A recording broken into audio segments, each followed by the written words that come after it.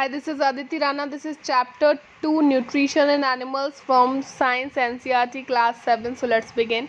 Different organisms have different feeding habits because they have different body requirements. different जो organism होते हैं, जीव जंतु होते हैं, उनकी जो फीडिंग हैबिट्स होती है, खाना खाने की हैबिट्स होती हैं, आदतें होती हैं, वो अलग अलग होती है क्योंकि सभी की बॉडी की रिक्वायरमेंट्स भी अलग अलग होती है. Next we will talk about what is digestion. Digestion वो प्रोसेस है जहाँ पे हम कॉम्प्लेक्स फूड को ब्रेक डाउन करते हैं सिंपलर फॉर्म में. Okay, so breaking down of complex substance into simpler substance is known as digestion. जैसा कि आपको दिख रहा है, मान लीजिए कोई कॉम्प्लेक्स चेन सी है ना, और आप उसे ब्रेक कर रहे हैं स्मॉल पीसेस में, तो यही आपका डाइजेशन है. Human digestive system is also known as alimentary canal. Human जो डाइजेस्टिव सिस्टम है, ठीक है ना, जो पाचन तंत्र है, उसे हम एलिमेंट्री कैनाल भी कहते हैं. Entire digestive system starts from the buccal cavity to the anus is known as the alimentary canal. तो पूरा जो डाइजेस्टिव सिस्टम है, as you can see in this pic, जो हमारा बकल कैविटी से स्टार्ट होता है और हमारा एनस पे ख़त्म होता है पूरा डाइजेस्टिव सिस्टम, इस पूरे सिस्टम को हम एलिमेंट्री कैनाल भी कह सकते हैं. Organs that are the part of the alimentary canal. तो अब हम पढ़ेंगे उन ऑर्गन्स के बारे में जो इसका हिस्सा है. First is buccal cavity. Buccal cavity अगर हम सिंपल कॉमन लैंग्वेज में कहें तो आपका माउथ. तो बकल कैविटी यानी कि माउथ के हिस्से क्या हैं? दो इंपॉर्टेंट पार्ट हैं, your teeth and your tongue. Teeth जिनसे आप खाने को चबाते हो, एंड टंग जो कि मस्कुलर ऑर्गन है ना, जिसकी हेल्प से सलाइवा मिक्सअप हो जाता है उस फूड में जिसे आप चबा रहे हो. ठीक है. Next is oesophagus. एसोफेगस क्या है? वो फूड पाइप है जिसकी हेल्प से खाना नीचे जाता है. Stomach, it is a bag like structure. ये वो बैग है जिसमें खाना जाता है, वहाँ पे फिर डाइल्यूट HCl सेक्रीट होता है, वो खाना धीरे धीरे क्या होता है, डाइजेस्ट होना स्टार्ट हो जाता है, जिसे ऑलमोस्ट 4 आवर्स लगते हैं डाइजेस्ट होने में. नेक्स्ट इज स्मॉल इंटेस्टाइन, जो कि एक कॉइल्ड ऑर्गन है, यानी कि कम स्पेस में बहुत घुमा के रखा हुआ है कॉइल की तरह. And it is 7.5 metre length. इसकी लेंथ कितनी है? 7.5 मीटर. और ये बहुत इंपॉर्टेंट पॉइंट है क्योंकि देखिए स्मॉल इंटेस्टाइन की जो लेंथ है वो तो है 7.5 मीटर, और जबकि आपकी लार्ज इंटेस्टाइन की जो लेंथ है वो है 1.5 मीटर. यानी कि जो स्मॉल इंटेस्टाइन है उसकी लेंथ है 7.5 मीटर, यानी कि ये ज़्यादा लंबी है, और आपकी लार्ज इंटेस्टाइन है वो है सिर्फ 1.5 मीटर की, या कि ये छोटी है. Next is anus. Anus is see this type. ये जो आपका लास्ट पार्ट होता है यहाँ पे, ये ट्यूब लाइक स्ट्रक्चर है, इसे हम रेक्टम कहते हैं, और ये जो ओपनिंग है जहाँ से वेस्ट आपकी बॉडी से रिमूव हो जाता है, इसे हम एनस कहते हैं. So the trick to learn this, trick है इसे लर्न करने की, बॉस ला. सी बॉस ला.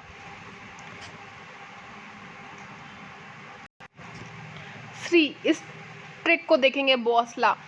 अगर आप बॉस बन जाएंगे तो आप हर चीज़ अपने एम्प्लॉय से मंगाया करेंगे ना, कि ये ला, फाइल ला, कॉफ़ी ला, इस तरीके से. तो ये आपकी ट्रिक है, बॉस ला. अब हम याद करते हैं, पूरा डाइजेस्टिव सिस्टम यही है. B for buccal cavity, O for esophagus, S for stomach, S for small intestine, L for large intestine, और A for anus. So this was your trick. You can see here in the table also. Buccal cavity, esophagus, stomach, small intestine, large intestine, and anus. Okay, next is the question. The alimentary canal starts at the dash. Alimentary जो canal है वो start कहाँ से होती है? वो start होती है आपकी buccal cavity, यानी कि आपके mouth से start होती है. Buccal cavity is commonly known as mouth. Buccal cavity को कॉमन भाषा में, आम बोलचाल की भाषा में हम माउथ कहते हैं.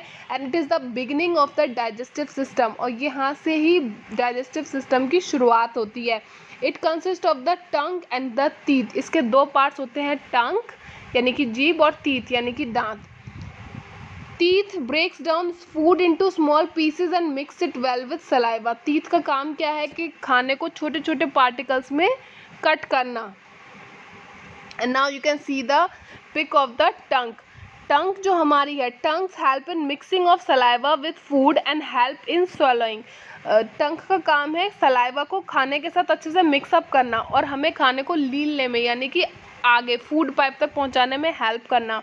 It has taste buds that help us to recognise different taste. इस पे डिफरेंट टेस्ट बर्ड्स होते हैं जो हमारी हेल्प करते हैं कि हम डिफरेंट टेस्ट को रिकॉग्नाइज यानी कि पहचान सके। फॉर एग्जांपल ये जो पार्ट होता है आपकी टंग का, यहाँ पे जो टेस्ट बर्ड्स होते हैं वो हेल्प करते हैं आपको पहचानने में कि कोई चीज़ खट्टी है, सोर है, ठीक है। Then if anything is bitter, कोई करेले जैसी कड़वी चीज़ है, तो यहाँ पे जो आपके टेस्ट बर्ड हैं वो हेल्प करते हैं बताने में, रिकॉग्नाइज करने में कि ये चीज़ कड़वी है। देन यहाँ पे सॉल्टी चीज़ों को आइडेंटिफाई करते हैं यहाँ के टेस्ट बर्ड, स्वीट थिंग्स को, ठीक है, मिठाइयों को जो यहाँ के टेस्ट बर्ड हैं वो बताते हैं, आपको हेल्प करते हैं रिकॉग्नाइज करने में कि ये मीठी चीज़ है। And the next is umami, एक नया टेस्ट जो हमने अभी रिसेंटली ऐड किया, that is meat like taste, मांस की तरह जो टेस्ट होता है उसे कहते हैं umami. Next is saliva and salivary glands. 3 pairs of salivary glands are present around the mouth. They pour their secretion saliva into the mouth by salivary ducts. 3 होती हैं salivary glands जो सलाइवा को हमारे माउथ के अंदर secrete करती हैं। Saliva has mucus and एमाइलाइज, और सलाइवा में म्यूकस होता है, एमाइलाइज होता है। एमाइलाइज एक एंजाइम है जो क्या करता है, स्टार्च को उसके सिंपल शुगर फॉर्म में कन्वर्ट करता है। Next is function of saliva. Saliva जो है वो एंटी बैक्टीरियल, एंटी फंगल होती है। ये मेंटेन करती है हमारा टेस्ट को और लुब्रिकेट करती है खाने को, और एक प्रोटेक्टिव और बेस्ट हीलर भी है। कई बार हमारे मुंह के अंदर जख्म हो जाते हैं, चोटें लग जाती हैं, तो उन्हें हील कर देती है, यानी कि उन चोटों को सही कर देती है। फॉर एग्जाम्पल आपने देखा होगा जो डॉग होते हैं वो खुद को चाटते रहते हैं। क्यों चाटते रहते हैं? क्योंकि जब उन्हें चोट लग जाती है तो सलाइवा से वो ठीक हो जाती है। Next is milk teeth.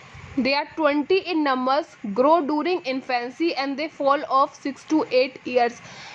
किसी भी इंसान में मिल्क टीथ यानी कि दूध के दांत होते हैं, वो नंबर में 20 होते हैं। ये तब शुरू होते हैं ग्रो करना जब आप बच्चे होते हैं, और जब आप 6 से 8 साल की उम्र के होते हैं तो ये सभी दूध के दांत टूट जाते हैं धीरे धीरे। Next, permanent teeth are 32 in number. Permanent teeth हैं वो 32 होते हैं नंबर में, and usually they last throughout the life. ये आपके परमानेंट टीथ हैं, ये आपको पूरी ज़िंदगी चलाने पड़ते हैं, इसलिए इनका खास ख्याल रखना पड़ता है, क्योंकि अगर ये टूट जाते हैं फिर आपके नए दांत नहीं निकलते हैं। See here diagram. Basically there are 4 types of teeth: incisor, canine, premolar and molar. And here are the location that where which type of teeth is located.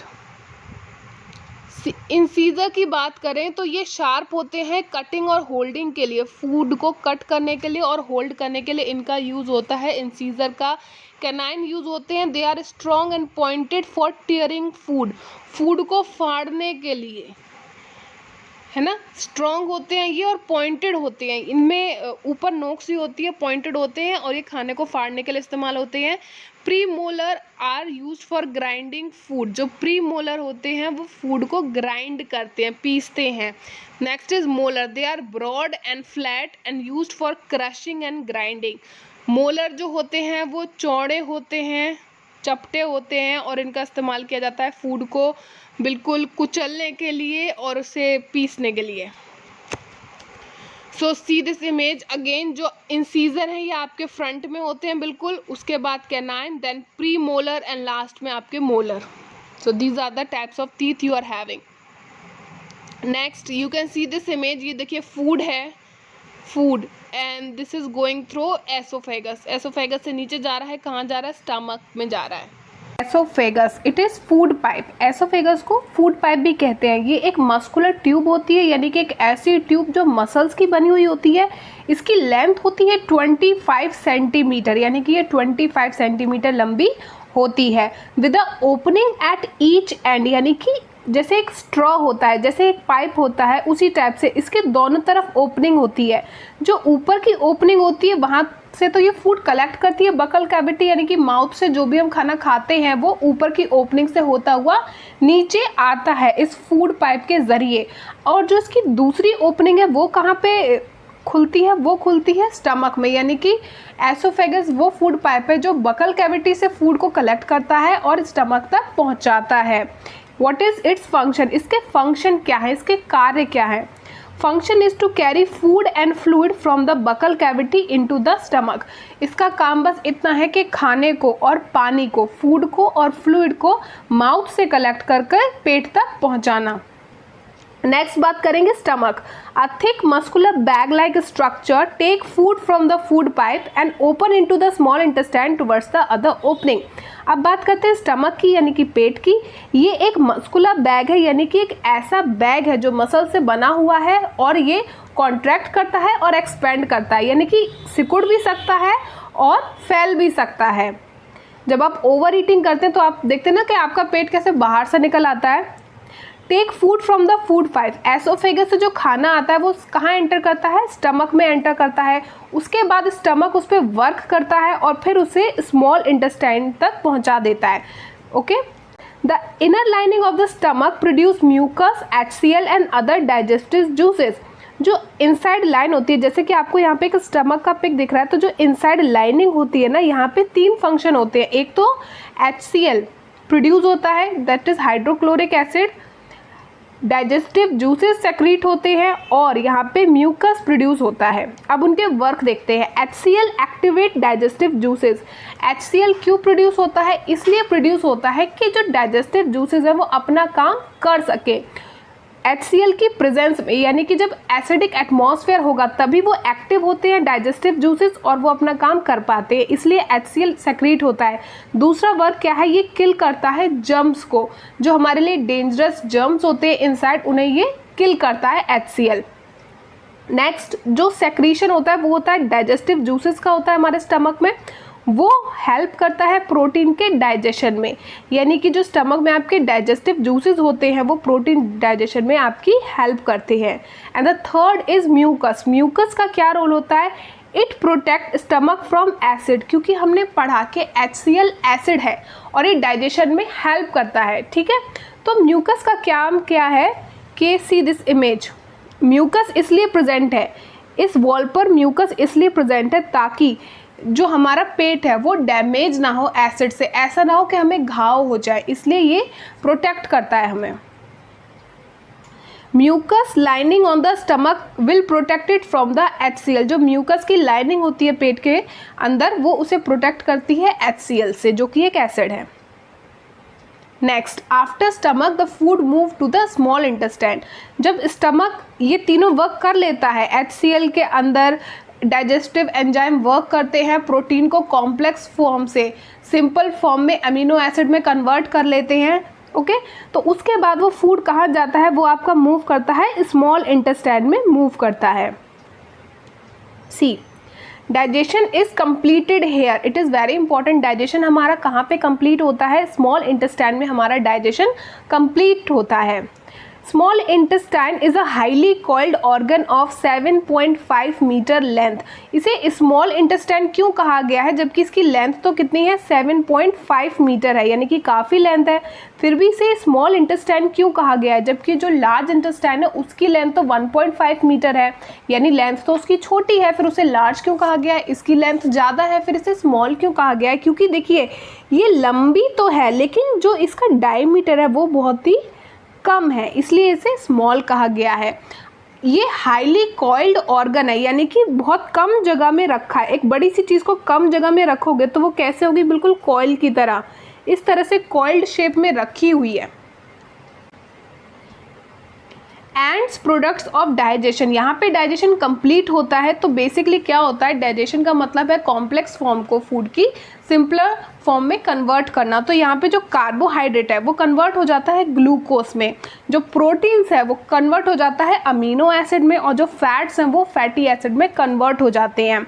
हमने देखा कि जब सलाइवा ऐड हो जाता है फूड में तो धीरे धीरे कार्बोहाइड्रेट्स ग्लूकोज में कन्वर्ट हो जाते हैं। उसके बाद स्टमक में हमने देखा कि जब प्रोटीन पर डाइजेस्टिव जूसेस वर्कआउट करते हैं तो वो अमीनो एसिड में कन्वर्ट हो जाता है। लेकिन अब तक हमने नहीं पढ़ा कि फैटी एसिड में कब कन्वर्ट हुआ, तो अब देख लेते हैं।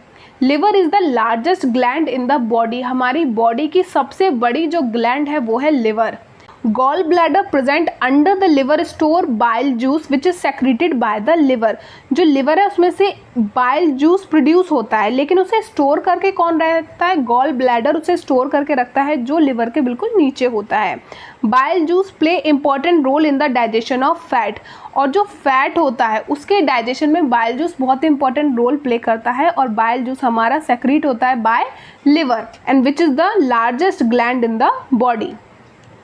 सो यहाँ पे हमने देखा कि ये एंड प्रोडक्ट्स एंड डाइजेशन के स्मॉल इंटेस्टाइन में क्या हुआ, जब स्टमक से फूड स्मॉल इंटेस्टाइन में पहुँचा तो ऑलरेडी वहाँ पे कार्बोहाइड्रेट्स तो डाइजेस्ट हो चुके थे, प्रोटीन भी हो चुका था, फैट्स भी डाइजेस्ट हो गया, फैटी एसिड में कन्वर्ट हो गया, okay, with the help of bile juice which was secreted by the liver. अब नेक्स्ट क्या हुआ, अब ये समझते हैं। Next, inner walls of the intestine have finger like outgrowth called villi. Will increase surface area for absorption of digested food. यहाँ पे absorption process होती है हमारी स्मॉल इंटेस्टाइन में। यहाँ पे क्या हुआ, पहले ही हम फूड को कॉम्प्लेक्स से सिंपल फॉर्म में कन्वर्ट कर चुके हैं, प्रोटीन अमीनो एसिड में बदल चुका है, फैट फैटी एसिड में बदल चुका है, कार्बोहाइड्रेट्स ग्लूकोज में कन्वर्ट हो चुके हैं। तो अब क्या होता है, हमारी जो स्मॉल इंटेस्टाइन होती है इसके अंदर ये फिंगर लाइक स्ट्रक्चर होते हैं, ये आपको दिखाई दे रहे हैं इस डायग्राम में, ये फिंगर लाइक स्ट्रक्चर होते हैं। ये सिंपल जो फॉर्म है फूड की, यानी कि amino acid, fatty acid, glucose, उन्हें एब्जॉर्व कर लेते हैं, उन्हें अपने अंदर एब्जॉर्व कर लेते हैं, सोख लेते हैं। उसके बाद क्या करते हैं, it absorb food and transfer it. Food को सिंपल फॉर्म में एब्जॉर्व कर लिया, सोख लिया, और उसके बाद उसे ट्रांसफ़र कर दिया to the body through blood vessel, खून के ज़रिए, ब्लड के थ्रू बॉडी के एक बॉडी पार्ट से दूसरी बॉडी पार्ट तक उसे ट्रांसफ़र कर दिया ताकि पूरी बॉडी में ये पहुंच जाए। उसके बाद जब फूड सिंपल फॉर्म में पूरी बॉडी पे पहुंच गया तो अब वो क्या करेगा, हमारे जो ब्लड सेल्स हैं उन्हें एनर्जी देगा, okay. Where they are utilised, utilise का मतलब है ब्लड के थ्रू ये सिंपल फूड पूरे शरीर में पहुंच गया, क्योंकि ब्लड सर्कुलेट करता है, एक जगह से दूसरी जगह मूव करता है, तो पूरे बॉडी में ये सिंपल फॉर्म वाला फूड पहुंच गया एब्जॉर्ब होके। अब ये क्या करेगा, ये यूटिलाइज होगा, यानी कि इसका यूज़ करेगी हमारी बॉडी, एनर्जी जो इससे मिलेगी उसका यूज़ करेगी, और इसी यूटिलाइजेशन को, इस एनर्जी को यूटिलाइज करने की प्रोसेस ही हमारी कहलाती है assimilation. Next is large intestine, it is wider and shorter than the small intestine. इसका नाम तो लार्ज इंटेस्टाइन है, लेकिन इसकी लेंथ स्मॉल इंटेस्टाइन से कम होती है, इसकी लेंथ होती है सिर्फ 1.5 मीटर। लेकिन इसे लार्ज इंटेस्टाइन इसलिए कहा गया है क्योंकि ये वाइडर होती है, यानी कि जैसे आपको थिकनेस दिखाई दे रही होगी, इसकी जो डायमीटर है वो कहीं ज़्यादा है स्मॉल इंटेस्टाइन से, इसीलिए इसे लार्ज इंटेस्टाइन कहा गया है क्योंकि इसकी विड्थ ज़्यादा है, okay. Absorption of water and salt from undigested food occurs in the large intestine. Large intestine का वर्क इतना होता है कि जो बाकी सारा जो डाइजेशन है वो तो स्मॉल इंटेस्टाइन में कंप्लीट हो ही चुका है। सो लार्ज इंटेस्टाइन का वर्क क्या है, अब जो भी बचा हुआ है that is water and salt, अब सिर्फ वाटर बचा है इस फूड में और सॉल्ट बचा है, उसे भी लार्ज इंटेस्टाइन एब्जॉर्व कर लेती है, यानी हमारी बॉडी में से कोई भी न्यूट्रिएंट्स बाहर नहीं जाता, जो भी यूज़फुल हो सकता है वो सब एब्जॉर्व कर लेती है फूड में से, ठीक है। तो वाटर और सॉल्ट एब्जॉर्व कर लेती है हमारी लार्ज इंटेस्टाइन। उसके बाद question arise, the ultimate absorption happens in the dash. देखिए डाइजेशन कंप्लीट तो स्मॉल इंटेस्टाइन में होता है, लेकिन अल्टीमेट एब्जॉर्प्शन कहाँ होता है, आपका लार्ज इंटेस्टाइन में होता है, क्योंकि जो फूड पार्टिकल्स होते हैं ना अनडाइजेस्टेड फूड, उसमें से वाटर और सॉल्ट को भी ये कलेक्ट कर लेता है। Remaining waste material is pass through the rectum time to time and waste material is removed through the anus. और इसके बाद जो वेस्ट बचा हुआ होता है वो क्या होता है, वो हमारा रेक्टम से होता हुआ एनस के थ्रू बॉडी से बाहर चला जाता है, बॉडी से क्या हो जाता है, रिमूव हो जाता है। Waste is removed through the anus and this process is known as egestion. ये प्रोसेस इजेशन कहलाती है, जहाँ पे वेस्ट प्रोडक्ट को बॉडी से रिमूव कर दिया जाता है। Next is digestion in grass eating animals, यानी कि अब हम पढ़ेंगे कि जो ग्रास ईटिंग एनिमल्स हैं, जो आपके हर्बीवोर्स हैं, उनमें डाइजेशन किस तरीके से होता है। डिफरेंट फ्रॉम ह्यूमंस, जो इंसानों में होता है उससे अलग प्रोसेस है। दे quickly swallow the grass and store it in a part of the stomach called Ramen. ये क्या करते हैं, जब भी इन्हें खाना मिलता है, जब भी इन्हें ग्रास मिलती है तो उसे जल्दी से स्वेलो कर लेते हैं, उसे लील लेते हैं और अपने पेट का एक हिस्सा होता है इनका रमेन, वहाँ पे उसे स्टोर कर लेते हैं, वहाँ पे उसे रख लेते हैं। In the rumen the bacteria partially digest the food, then it is called the cud. वहाँ पे क्या होता है, जो इनके स्टमक में पार्ट होता है रमेन, वहाँ पे बैक्टीरिया प्रेजेंट होते हैं जो इसे पार्शली डाइजेस्ट कर लेते हैं इस फूड को, और फिर ये क्या कहलाता है, कड कहलाता है। फिर ये खाना जब ये पार्शली डाइजेस्ट हो जाता है तो हम इसे कड कहते हैं। तो सी हियर, इस काऊ ने क्या किया, जैसे इसे ग्रास मिली इसने उसे स्वेलो कर लिया और वो इसके पेट में जाके रमेन पार्ट में स्टोर हो गई। वहाँ पे बैक्टीरिया ने उस पर वर्क किया, एंजाइम्स ने उस पर वर्क किया और उसे पार्शली डाइजेस्ट कर लिया, यानी कि थोड़ा थोड़ा उसे डाइजेस्ट कर लिया। इसलिए अब वो क्या कहलाएगा, कड कहलाएगा, CUD, कड कहलाएगा। Okay, Later, cud reverts to the mouth and animals chew it again slowly. इसके बाद क्या होता है, ये जो कड है, अब पहले तो इन्हें जितना खाना मिला इन्होंने जल्दी जल्दी खा लिया, उसके बाद धीरे धीरे वो क्या करती हैं, ये जो फूड है ये वापस यहाँ से ये वापस रिवर्ट होता है, रिवर्स में दोबारा मुंह में जाता है। उसके बाद एनिमल इसे च्यू करते हैं, इसे चबाते हैं अच्छे से, धीरे धीरे बहुत देर तक चबाते रहते हैं। And this phenomena is referred to as rumination. इस फिनोमिना को रोमिनेशन कहा जाता है। आपने देखा होगा कि खाना तो बहुत पहले खा लेती हैं गाय भैंसे, लेकिन फिर भी आप देखते हैं बहुत देर बाद भी वो क्या कर रही होती है, मुंह चला रही होती है और उसमें से झाग निकल रहा होता है। So this process is known as rumination and the animals are called ruminants. ये जो प्रोसेस है उसे रूमिनेशन कहते हैं और जिन एनिमल्स में ये होती है उन्हें कहा जाता है ruminants. Grass is rich in cellulose. Basically क्या होता है, जो प्लांट्स प्रोडक्ट्स होते हैं इनमें सेलुलोस होता है, क्योंकि प्लांट्स में जो सेल वॉल बनी होती है वो सेलुलोस की बनी होती है, इसलिए जो भी प्लांट्स प्रोडक्ट होंगे उनमें सेलुलोस होगा। ग्रास में भी होता है, इसीलिए क्या होता है, हम अगर घास को खाएंगे तो हम उसे डाइजेस्ट नहीं कर पाएंगे। अगर हमें उसे खाना भी है तो हमें क्या करना पड़ेगा, उसे कुक करना पड़ेगा, तब हम उसे खा सकेंगे। बट अब एनिमल्स को जो हम खाना देते हैं वो तो कुकिंग करते नहीं हैं, तो बेसिकली क्या होता है, उनका डाइजेस्टिव सिस्टम हमसे थोड़ा अलग होता है, ताकि वो सेलुलोज को यानी कि प्लांट प्रोडक्ट को as it is raw form में ही डाइजेस्ट कर पाएँ। So bacteria rich in rumen helps in digestion of cellulose. इसलिए इनके स्टमक में जो ये रमेन पार्ट होता है, यहाँ पे जो बैक्टीरियाज होते हैं वो हेल्प करते हैं सेलुलोज को पार्शली डाइजेस्ट करने में। Animals like horse, rabbit have large sac-like structure called cecum. जो बाकी के जानवर हैं जो घास खाते हैं उनके डाइजेस्टिव सिस्टम में कुछ और चीज़ें होती हैं। काऊ में तो हमने पढ़ा कि यहाँ पे रमेन होता है और रमिनेशन प्रोसेस होती है और इनको रेमिनेंट्स कहा जाता है। लेकिन अगर हम बात करें हॉर्स और रैबिट की, तो उनके पेट के अंदर क्या होता है, एक सैक लाइक स्ट्रक्चर होता है, एक थैले जैसा स्ट्रक्चर होता है जिसे कहा जाता है सीसम, जिसका यूज़ वही होता है जो यहाँ पे काऊ के में था, उसका यूज़ भी यही होता है, सेलुलोज को पार्शली डाइजेस्ट करना। Next is feeding and digestion in amoeba. अब हम देखेंगे कि कैसे अमीबा खाना खाता है और उसे डाइजेस्ट करता है। अमीबा बिलोंग टू प्रोटोजोआ, ये प्रोटोजोआ फैमिली को बिलोंग करता है। इट इज़ यूनिसेलुलर, यानी कि ये एक सिंगल सेल्ड ऑर्गेनिज्म है, एक ही सेल से बना हुआ है। इट इज़ माइक्रोस्कोपिक, माइक्रोस्कोपिक यानी कि इतना छोटा है, सिंगल सेल ऑर्गेनिज्म है कि अगर आपको इसे देखना है तो ये सिर्फ पॉसिबल है कि आप माइक्रोस्कोप की हेल्प से ही देख सकते हैं। It is found in pond water, रुके हुए जो पानी होता है तालाब का, वहाँ पे आपको ईजिली ये देखने को मिल जाएगा। आप पॉन्ड से थोड़ा वाटर कलेक्ट करो और उसे अगर माइक्रोस्कोप के अंदर देखोगे तो आपको अमीबा उसमें दिखाई दे जाएगा। Amoeba captures the food particles with the help of pseudopodia false feet for movement.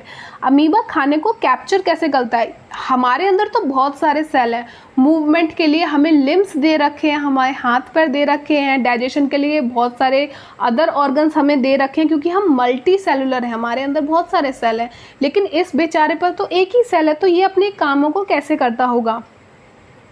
C this image, suppose here is a food particle. Amoeba को सेंस हुआ कि सामने कोई फूड पार्टिकल पड़ा हुआ है, तो वो क्या करेगा, अपने सीडोपोडिया यानी कि ऐसे सीडोपोडिया होते हैं फॉल्स फीट, वो बॉडी का हिस्सा जो थोड़े टाइम के लिए, टेम्परेरी टाइम के लिए मूवमेंट में हेल्प करता है, वो है आपका सीडोपोडिया यानी कि फॉल्स फीट। उनकी हेल्प से क्या करता है, फूड को धीरे धीरे हर साइड से घेर लेता है और अपने अंदर कैप्चर कर लेता है। ये आपको दिखाई दिया, फूड पार्टिकल यहाँ था, अमीबा ने अपने फॉल्स फीट का मूवमेंट किया और धीरे धीरे उसे अपने अंदर फूड पार्टिकल को कैप्चर कर लिया। अब इसने फूड को हर तरह से अपने अंदर बंद कर लिया है, ट्रैप कर लिया है। अब उसे धीरे धीरे ये क्या करेगा, डाइजेस्ट करेगा।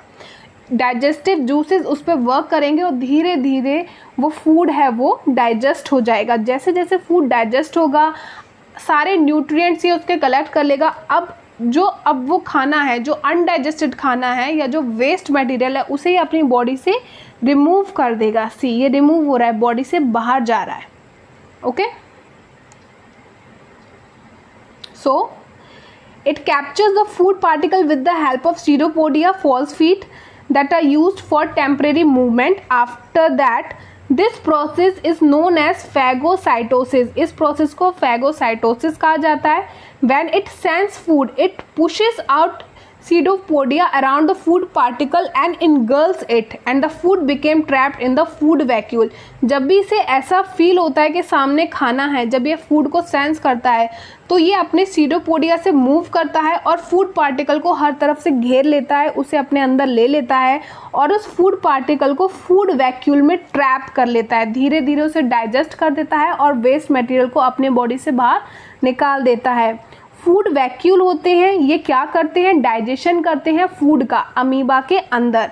और जो अमीबा है ये रिप्रोड्यूस करता है एसेक्सुअली, यानी कि इसे ऐसा नहीं है कि इसे मेल फीमेल जब साथ में होंगे तभी अमीबा के बेबी होंगे, ऐसा नहीं है। जब एक अमीबा फुली मैच्योर हो जाता है तो वो 2 सेल में डिवाइड हो जाता है, यानी कि अमीबा एक डॉटर सेल में डिवाइड हो जाता है। जो उसका न्यूक्लियस है ये 2 में डिवाइड हो जाता है, यानी कि ये रिप्रोड्यूस करता है एसेक्सुअली, इसे पार्टनर की ज़रूरत नहीं होती है। That was all for today, thanks for listening.